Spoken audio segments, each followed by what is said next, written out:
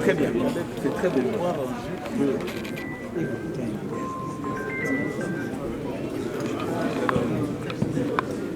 Mais là, il est joli parce que il faut un député ici.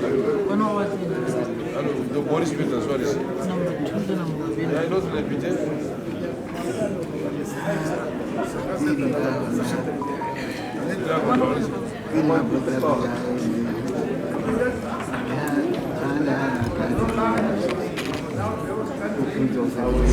Excellence Wankele Mene, secrétaire exécutif, secrétaire de l'ECAF, membre du corps diplomatique. Je pense que la plupart des ambassadeurs sont là pour accompagner le président, la secrétaire générale du pape, le personnel du Parlement panafricain, secrétaire généraux des parlements nationaux et régionaux, représentants du département des relations internationales et de la coopération d'Afrique du Sud, distingués invités, mesdames et messieurs. Dans ma langue, on salue en disant Sambona. On a dit que je devrais provoquer le débat, mais je voudrais répondre à des questions pour commencer, avant que la discussion n'arrive. 2024, c'est l'année de l'Union africaine en matière d'éducation. Le thème général, c'est d'éduquer une Afrique adaptée au XXIe siècle. Ce thème se pose un équilibre entre notre héritage, nos savoirs, et ça implique d'embrasser les compétences nécessaires pour s'adapter à travers des partenariats et dans l'effort de décoloniser les curricula. Nous devons mettre en place notre système éducatif. Nous devons répondre aux compétences modernes requises pour le XXIe siècle. Lorsque nous regardons dans l'avenir, il est important de faire le bilan de où nous sommes et reconnaître les progrès significatifs que nous avons pu réaliser. Progrès en matière d'éducation gratuite pour tous, le progrès est avancé. Le pourcentage des élèves en âge d'aller à l'école en Afrique, en Afrique subsaharienne, a évolué et se trouve aujourd'hui autour de 20%. De même, le taux de l'enfant hors du système éducatif a diminué de 60 à 40%. Toutefois, il reste beaucoup à faire. Donc, il faut reconnaître que les efforts pour réduire le taux des enfants hors du système scolaire a avancé significativement. Dans notre volonté d'embrasser de nouvelles priorités et de nouvelles technologies en matière d'éducation, nous ne pouvons pas négliger ce qui est de première importance, c'est-à-dire inscrire les enfants à l'école. En Afrique du Sud, nous avons fait des progrès pour élargir l'offre éducative et l'achèvement scolaire, mais le progrès soit vers l'éducation totale, complète, et les progrès en la matière sont lents. En Afrique du Sud comme dans les autres pays, nous connaissons la même difficulté que dans tous les autres pays, c'est-à-dire l'inscription des enfants à l'école. Ce qui importe, c'est la qualité, c'est-à-dire le fait de mettre l'accent sur la qualité. C'était une des réalisations principales des objectifs de l'ODD. Malheureusement, améliorer l'enseignement est beaucoup plus difficile que de donner le matériel et autres. Nous devons compter beaucoup plus sur les recherches pour donc renforcer ces aspects qui améliorent l'apprentissage. C'est pour cela que les enseignants doivent être au centre de notre engagement. C'est parce que ce sont des ressources clés pour la qualité de l'enseignement, l'éducation. Malheureusement, les deux objectifs sont complémentaires. Nous tendons vers l'éducation universelle, les difficultés augmentent et le taux d'achèvement dépend de facteurs économiques. Et en Afrique du Sud, la preuve est que l'achèvement au niveau de l'enseignement secondaire est une difficulté. Si nous devons améliorer le taux d'achèvement au secondaire, nous devons faire mieux au niveau primaire, ou même beaucoup plus tôt. L'éducation, l'enseignement de l'enfance, l'éducation de l'enfance. Les preuves montrent que l'année entre la naissance et l'âge d'aller à l'école est une opportunité importante de risque, parce que le cerveau et le corps de l'enfant croît rapidement dans cette période. Et ce développement, on peut aider l'enfant ou ne pas le faire selon un certain nombre de facteurs tels que l'alimentation. Lorsque l'enfant bénéficie de facteurs favorables, ils sont plus à même de pouvoir réussir beaucoup plus tard. Toutefois, les enfants, lorsqu'on leur refuse ou lorsqu'ils ne bénéficient pas de facteurs favorables, évidemment, ça affecte leur scolarité et il est difficile pour eux d'atteindre leur potentialité. L'évaluation des tendances dans l'étude mathématique que nous appelons TIMSS, le progrès dans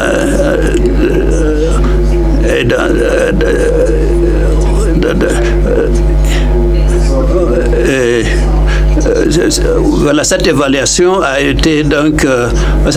nous a permis de voir la réalité de la situation. Sur une note positive, c'est parce que au regard de cette évaluation que nous avons pu identifier des améliorations sur ces 20 dernières années. Troisièmement, le chemin d'amélioration a été interrompu en 2020 au regard de la pandémie.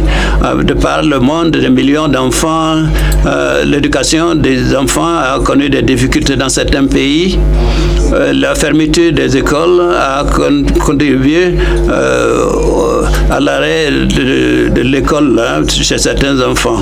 Dans certains pays comme en Afrique, nous avons pu retenir les enfants à l'école. Toutefois, le temps perdu a affecté l'apprentissage des enfants. Les enfants en bas âge ont été beaucoup plus activités. La pandémie a été désastreuse pour l'éducation.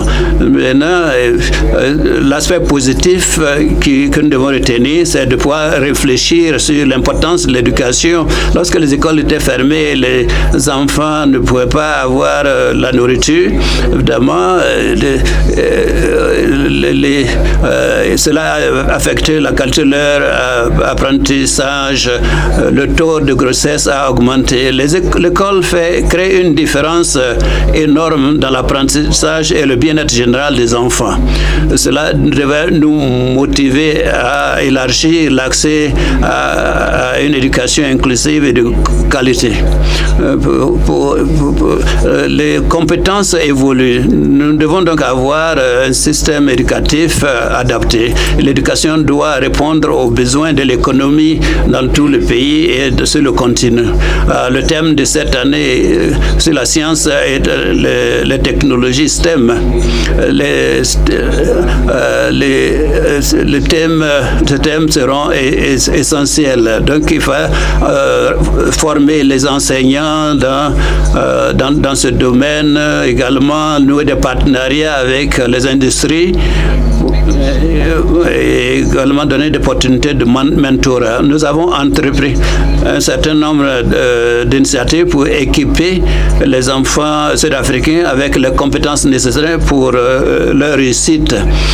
Ce que nous appelons les trois, le curricula type l'entrepreneuriat, la spécialisation et la décolonisation des curricula. Le curricula pour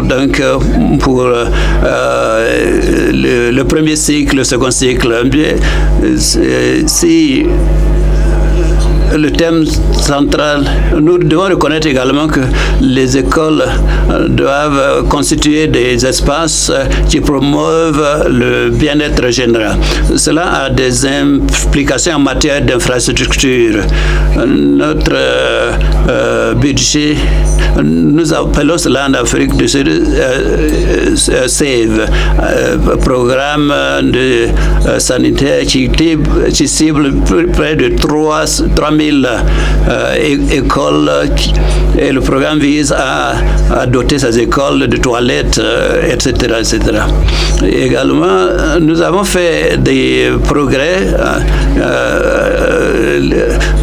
les conditions objectives en matière d'assainissement dans l'école. Pour que les enfants puissent atteindre leur potentiel plein, ils doivent bénéficier de divers soutiens.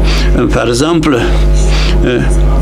en Afrique du Sud, on a plusieurs programmes qui ciblent la santé générale, le bien-être à travers des partenariats avec des organisations internationales comme l'UNESCO, l'UNPF et l'UNICEF.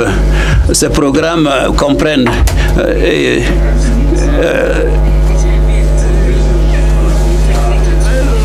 la santé de façon générale, sur le VIH, la prévention et des programmes d'évitement de grossesse. Nous avons un programme phare sur la nutrition où nous nourrissons plus de 9 millions d'enfants chaque jour. Au moment où nous réfléchissons sur l'engagement en matière d'éducation, et sur les ODD en la matière, je voudrais que nous considérions le rôle stratégique de ces engagements globaux, contrairement aux engagements internationaux. Au niveau national, on se concentre sur des aspects plutôt locaux. Donc, nous devons peut-être concentrer sur les infrastructures, l'aide financière. Toutefois, ce dont on a besoin, c'est les aspects qui favorisent le développement à long terme et l'apprentissage de qualité. De même, les politiques locales se concentrent sur la majorité des enfants, plutôt et en laissant de côté les enfants marginaux. Donc, l'engagement au niveau mondial est très bien pour le développement à long terme.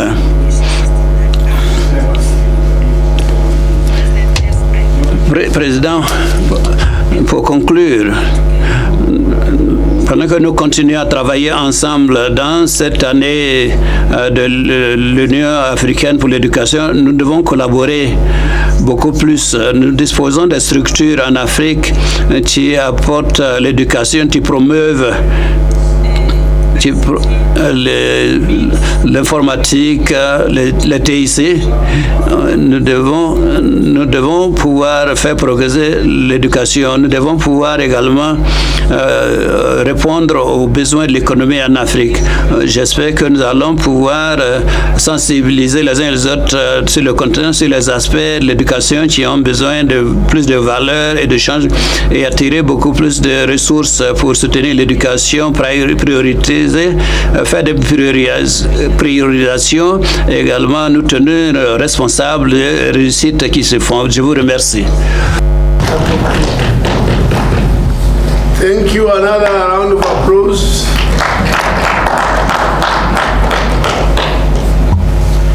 Applaudissons, s'il vous plaît. Alors inscrivez-vous si vous voulez intervenir sur ce sujet très important pour nous tous. Il y a des personnes qui se sont déjà inscrites pour intervenir. Je vais commencer.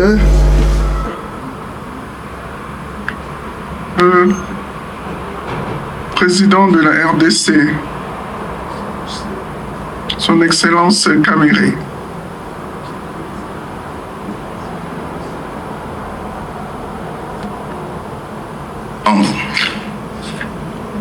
Monsieur le Président des séances, je vous remercie beaucoup.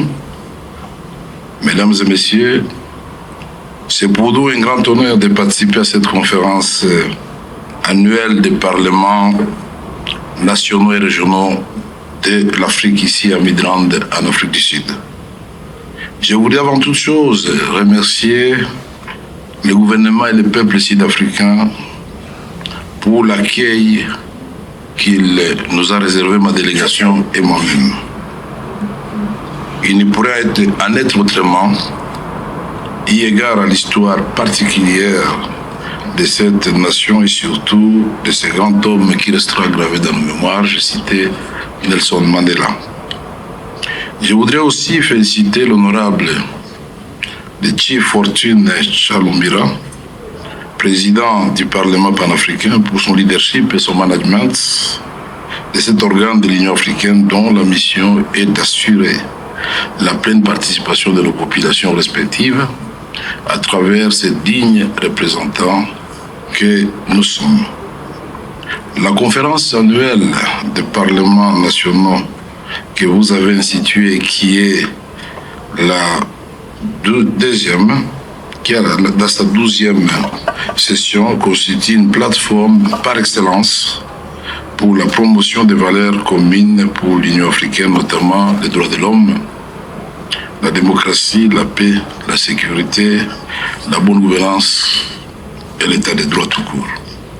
Cette conférence nous permet de consolider les liens, nos liens, j'allais dire, d'asseoir les meilleures pratiques parlementaires pour l'émergence d'une Afrique unie et forte, une Afrique qui doit parler d'une voix. Honorable Président et chers collègues, Président des chambres, j'ai suivi avec beaucoup d'attention et d'intérêt la communication de l'honorable Chief Fortune Chalumbira sur l'état de la paix dans notre continent, sur l'éducation et sur beaucoup d'autres matières qui doivent conduire à la réalisation de la zone de libre-échange africaine. Je voudrais, avant d'entrer dans le vif de mon sujet, souligner que sur le plan de l'éducation, mon président, Son Excellence Félix-Antoine Tshisekedi Tshilombo, a institué la gratuité de l'enseignement déjà au niveau des bases. Et cette idée va se poursuivre jusqu'au secondaire et voire même à l'université. Mais ceci sera axé sur les besoins réels du développement de l'Afrique. Nous devons donc repenser nos programmes pour éviter de former les universitaires qui ne serviront à rien et qui ne répondront pas aux défis de développement qui s'opposent aujourd'hui à notre continent.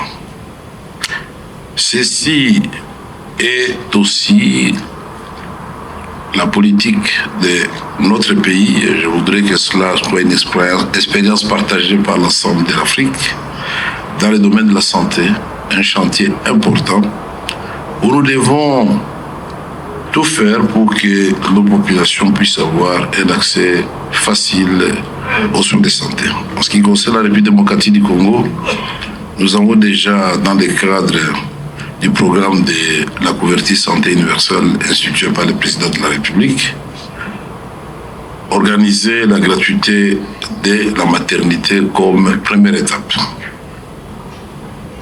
Le développement de l'Afrique nous renvoie principalement dans les milieux ruraux, où vivent plus de 75% de nos populations.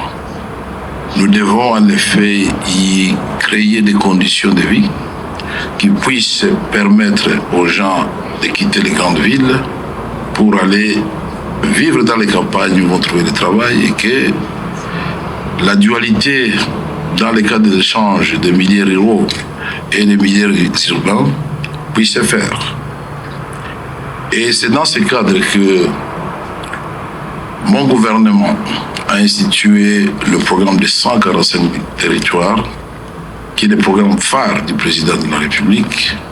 Quand nous disons territoire, ce sont des entités qui composent l'ensemble de la République démocratique du Congo pour leur assurer un égal développement et surtout regarder les domaines les plus importants, le désengorgement des milieux ruraux en construisant des routes, les rails, mais surtout en ce qui concerne la République démocratique du Congo, ouvrir nos rivières qui sont connectées sur le fleuve Congo, long de près de 4000 km, et qui va tout de suite nous donner 14 000 km de route pour un coût de 89 millions de dollars.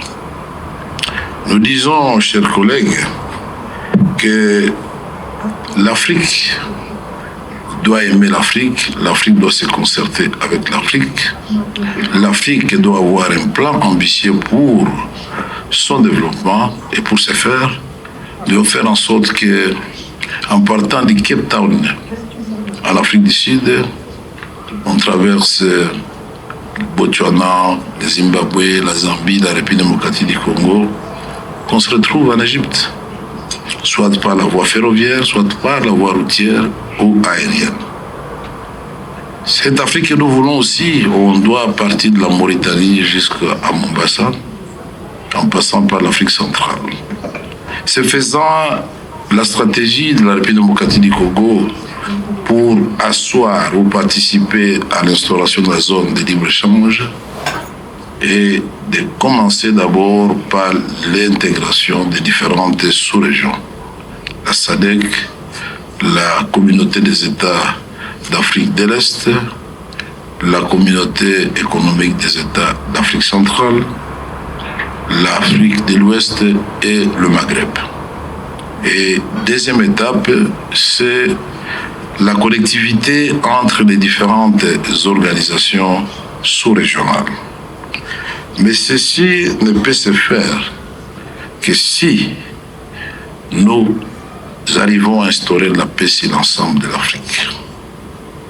Je dois souligner, chers collègues, que les efforts que nous sommes en train de vouloir impulser à partir de nos réflexions, les efforts de développement qui doivent concrétiser notre rêve de voir l'Afrique s'élever et marcher, risquent d'être annihilés si nous n'arrivons pas à ramener la paix sur l'ensemble de l'Afrique.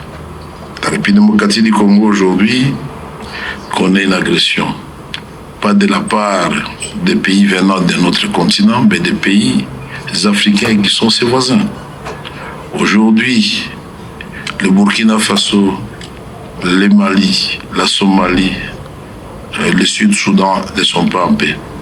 Cela doit nous interpeller dans le cadre de la solidarité africaine pour que tous ces pays, dans un élan de sursaut au niveau du panafricanisme, nous puissions comprendre que l'Afrique ne peut pas attaquer l'Afrique. L'Afrique doit aimer l'Afrique, comme je l'ai dit, et ensemble nourrir les rêves de voir l'Afrique se développer.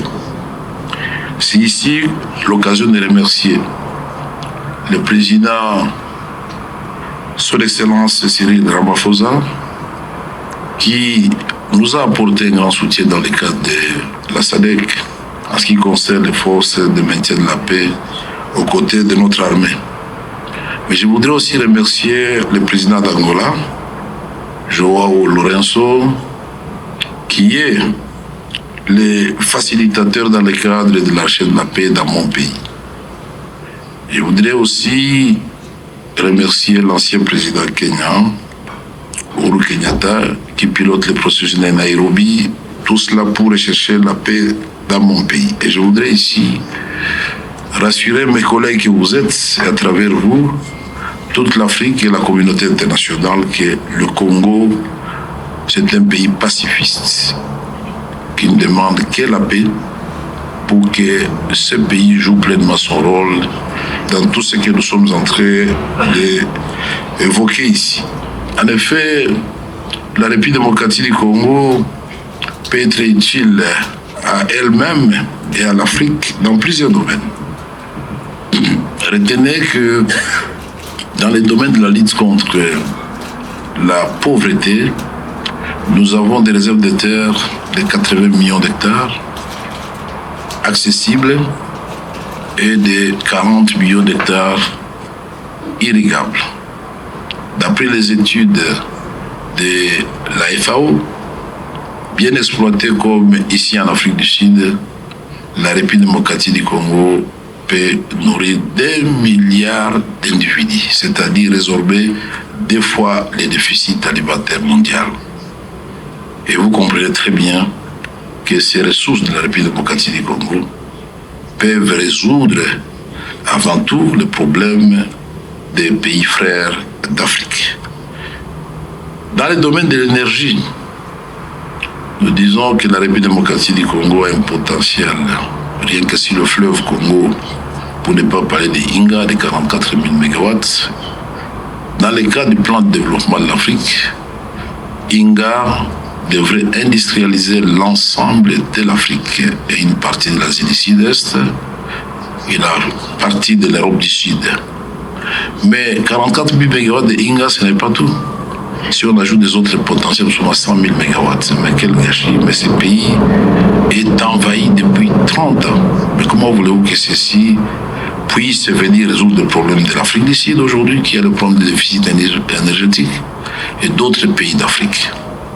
C'est pourquoi je dis que l'Afrique doit avoir des ambitions pour elle-même. Dans le domaine de l'eau douce, les réserves de la République démocratique du Congo sont estimées à 53% de toutes les eaux douces d'Afrique, 13% de toutes les eaux du monde. Mais regardez, ce pays est encastré entre 2 déserts, le désert de Kalahari au sud, le désert du Sahara au nord. Aujourd'hui, si nous sommes agressés à cause de nos minerais, certainement demain, ce sera à cause de l'eau, si nous ne nous mettons pas ensemble pour réfléchir comment renflouer le lac Tchad qui est aujourd'hui asséché, et ceci pourrait constituer une solution à plus de 5 pays. Et les jeunes gens de Boko Haram et les autres pourraient s'adonner encore de nouveau aux travaux des champs et de l'élevage. La République démocratique du Congo, dans le cadre de la transition énergétique, est un maillon important et l'Afrique devait en être fière. Nous disposons de plus de 80% des réserves de lithium, du cobalt et du coltan. Le coltan, le cuivre et le lithium sont des matières stratégiques. Le lithium et le cuivre constituent les rêves du monde entier, de l'humanité, pour la fabrication de la batterie de la voiture électrique. Mais ici, en Afrique, nous continuons à parler comment construire les rails, comment construire des routes. Nous devons accélérer notre développement et que nos ressources puissent nous profiter. Nous sommes effectivement satisfaits du fait que dans le cadre de la biodiversité, mon pays peut contribuer à un plan ambitieux de l'Afrique aussi, parce que nous regorgeons la 2e forêt du monde. Nous avons des faunes, des flores, des parcs et d'autres réserves qui peuvent aujourd'hui et continuer à le faire, à résoudre le problème de ces effets nocifs de la pollution. Alors que nous, l'Afrique, nous sommes encore un continent vierge, une population en majorité jeune, et c'est nous qui subissons tous ces effets. Et toutes les conférences, si l'environnement se tient ailleurs, pas en Afrique, qui est une partie de la solution. C'est pourquoi moi je voudrais féliciter le président Lula, qui a exigé que l'Amazonie, qui se trouve dans ce pays, et que lui puisse abriter la COP qui suivra. Je crois que nous devons tous, dans un modèle africain, soutenir la République démocratique du Congo et d'autres pays du bassin du Congo aussi, à montrer que l'Afrique n'est pas là seulement pour demander, mais l'Afrique a beaucoup à donner. Je voudrais remercier le président et conclure en disant que tout ce que nous sommes en train de dire dans le domaine de la mise en place de la zone de libre-échange africaine ne peut être possible que si nous garantissons la mobilité des Africains, la mobilité des marchandises, de être en mesure de quitter le sud, aller au nord, l'est, aller à l'ouest ou l'inverse. Nous devons avoir des politiques communes en matière d'éducation, de santé, d'industrialisation de nos pays respectifs. Nous devons renforcer le commerce entre Africains. Voilà cette Afrique solidaire, cette Afrique qui se lève, cette Afrique qui va se présenter la tête haute dans les défis du moment de la mondialisation que nous voulons. Nous ne devons pas passer notre temps à penser que ce sont les Occidentaux, les Américains, les Asiatiques qui viendront résoudre le problème de l'Afrique. Aide-toi et le ciel t'aidera. Je vous remercie, Monsieur le Président, et bénis l'ensemble des membres de la conférence. Je vous remercie.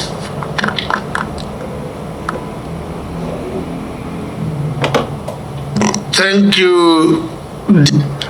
Merci la RDC. Alors, vous avez fait une présentation détaillée concernant votre pays, en nous disant que le Congo est à même de nourrir 2 milliards de personnes et que la RDC est à même de fournir l'énergie à tout le continent africain.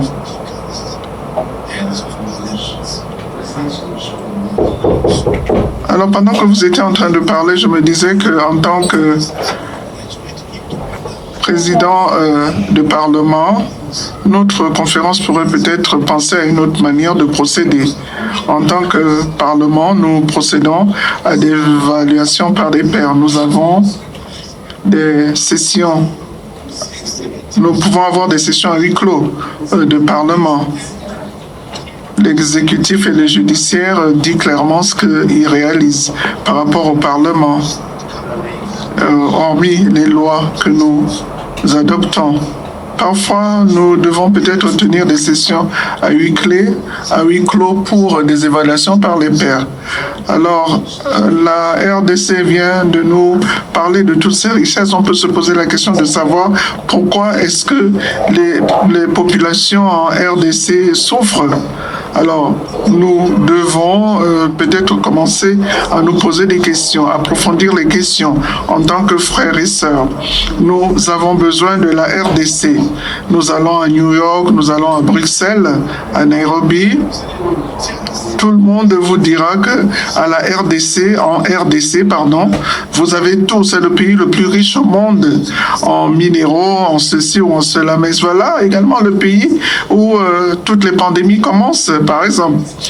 Non, je sais que mon frère, ce n'est pas une critique. Je voudrais tout simplement provoquer le débat ici. En tant qu'Africains, nous devons résoudre nos problèmes et parfois nous parler franchement. Et assister les pays qui ont des problèmes. Nous avons également un conflit à l'est de la RDC. Il faudrait que nous puissions en discuter.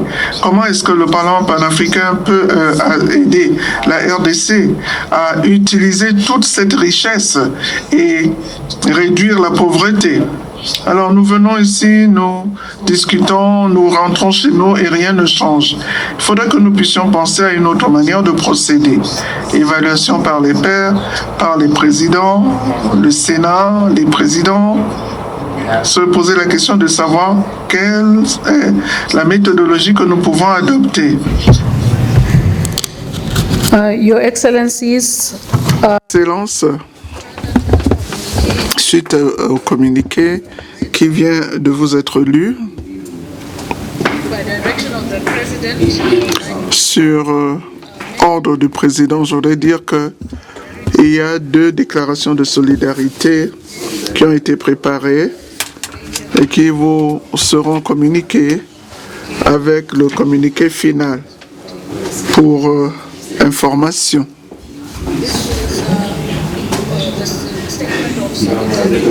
Déclaration de solidarité de la conférence des présidents des parlements africains en soutien au peuple du Nigeria, du Tchad, du Niger, du Mali, du Libéria, du Cameroun, du Togo, de la RCA, la Côte d'Ivoire, la RDC, le Soudan du Sud, le Soudan et toutes les victimes des inondations sur le continent africain. Deuxièmement, nous avons une déclaration de solidarité pour le peuple de Palestine. Voilà donc les 2 déclarations de solidarité émanant de cette conférence des présidents des parlements nationaux et régionaux africains. Monsieur le Président, nous passons maintenant à l'allocution de clôture qui sera prononcée par l'honorable président du Parlement national de l'Afrique du Sud, l'honorable Togodi Diza, qui sera donc invité par le président du Parlement panafricain.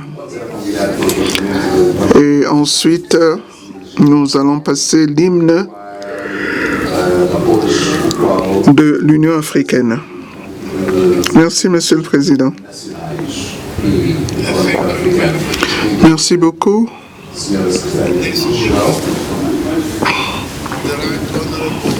Alors, je vais maintenant inviter la présidente, l'honorable Thokozile Didiza, présidente du Parlement de l'Afrique du Sud. Veuillez venir au podium pour le discours de clôture. Nous vous donnons 2 minutes pour cela, parce que certains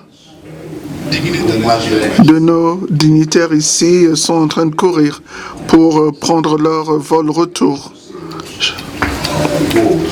Nous applaudissons. Merci, Monsieur le Président du Pape et les vice-présidents également, honorables présidents des parlements nationaux et régionaux, Madame la secrétaire exécutive et membre du Parlement panafricain. Je dois dire que j'ai été prise de court pour l'allocation d'ouverture. Lorsque le programme a été présenté ce matin, c'était l'honorable Jindo qui devait faire donc l'allocution de clôture. Mais je me suis dit, étant donné que je suis l'hôte ici, je vais obéir au président qui m'a demandé de clôturer cette réunion. Je vous dis donc merci tout d'abord au président du pape et son équipe et le bureau d'avoir donc décidé d'accueillir et de convoquer cette conférence des présidents des parlements nationaux et régionaux. Beaucoup de sujets ont été débattus, des sujets qui ont enrichi notre travail, mais qui ont également soulevé des questions essentielles, à mon avis, et vous, les présidents de parlement, vous allez en discuter certainement chez vous. Plus important encore, la dernière présentation qui a été faite en ce qui concerne la réforme des institutions et en particulier le pape et la réponse qui a été apportée. Je pense, Monsieur le Président, que nous devons revoir quel est le rôle du Parlement panafricain, quel doit être ce rôle. Lorsque l'acte constitutif a été fait, et c'était à un moment particulier, il y a dû y avoir des discussions particulières, des décisions particulières, quel devait être le rôle de cette institution, la coordination, le plaidoyer, mais après toutes ces années, est-ce que nous ne devons pas déjà commencer à réfléchir au rôle de cette institution et comment est-ce qu'il fait l'interface avec tout le travail effectué par la Commission? Et plus important encore, comment est-ce que ce Parlement peut devenir la voix des peuples africains? Comment est-ce que ce Parlement peut veiller à ce que les décisions qui sont prises par les chefs d'État et de gouvernement et les conseils des ministres et de la Commission de l'Union africaine en particulier sont effectivement mis en œuvre dans le cadre de notre rôle de contrôle? C'est ce que nous devons faire. Et certaines des questions qui ont été soulevées touchaient au renforcement des CER et des parlements des CER. Monsieur le Président, à mon sens, nous devons discuter de cette question. Comment est-ce que le Parlement panafricain aura des rapports dynamiques avec les parlements régionaux?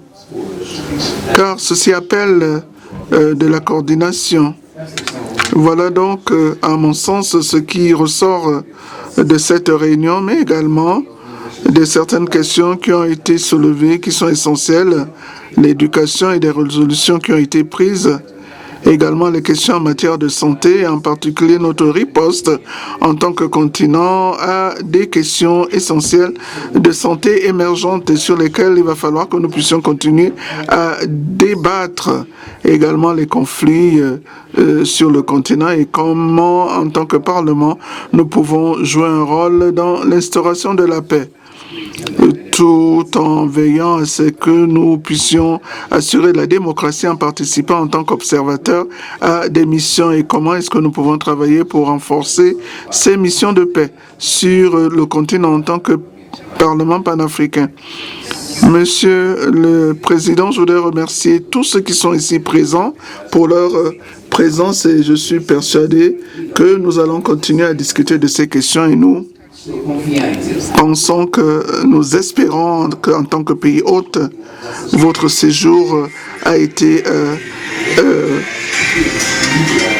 fructueux ici. Et s'il y a des choses que nous n'avons pas pu faire, si nous n'avons pas répondu à toutes vos attentes, nous allons nous améliorer pour vos prochaines visites. Merci. Merci beaucoup. Alors, il s'agit de la clôture de notre réunion. Applaudissements.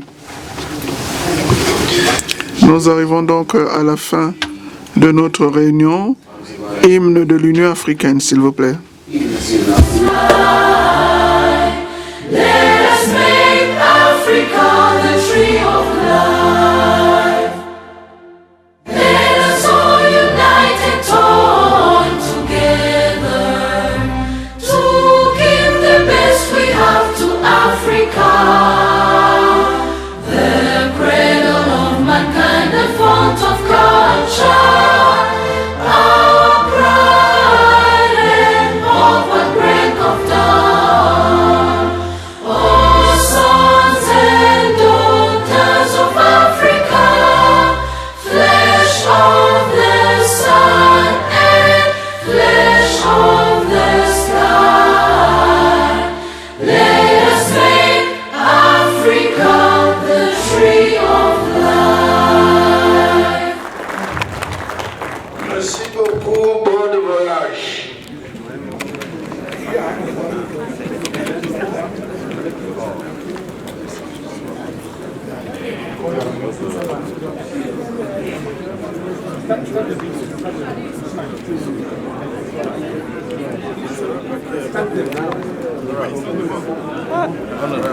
Ça va? Je viens vous voir seulement pour quelques minutes.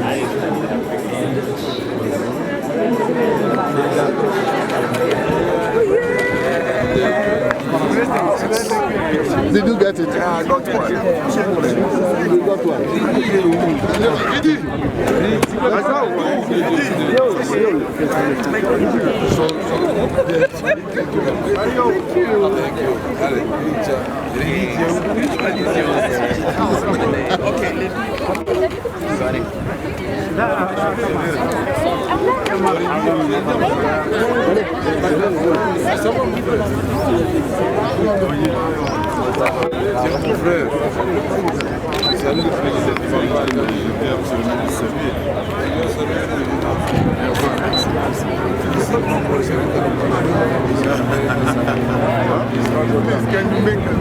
Ah, comment ça va? Ça va très bien, merci. Il est mon chef, donc je dois lui est le chef de nous tous, de Goya.